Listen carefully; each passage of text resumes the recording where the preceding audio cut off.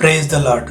ఈరోజు దేవుని మాట 1 పేతురు 3:9. అనంతమైన ప్రేమ కలిగిన దేవుని ప్రజలుగా ఉన్న మనము కూడా అదే ప్రేమను ప్రదర్శించాలని దేవుడు ఆశిస్తున్నాడు. అందుకే ప్రభు అయిన యేసుక్రీస్తు నిత్యము మనలను ప్రేమించాడు. హింసించిన వారిని సైతము ఆయన క్షమించాడు. అదే మార్గమును మనకు నేర్పించాడు. కాబట్టి మనకు అపకారం చేసిన వారికి అపకారం చేయకుండా మేలు చేయాలి. అవమానించిన వారిని అవమానించకుండా దీవించాలి. ఎందుకంటే దేవుడు తన ప్రజలుగా మనలను పిలుచుకున్నప్పుడు మనము ఆయన దీవెనలకు వారసులుగా ఉండాలని పిలుచుకున్నాడు అని దేవుని వాక్యము చెబుతోంది. ప్రభు అయిన యేసు ఎలాగైతే నిత్యము ప్రేమించటము, క్షమించటము, దయచూపటము చేశాడో ఆయన విశ్వాసులుగా ఉన్న మనము కూడా పగ, ప్రతీకారము, అసూయ, ద్వేషము వంటి మానవ సహజ స్వభావాలను వదిలిపెట్టి ఆయన మార్గంలో నడవాలి.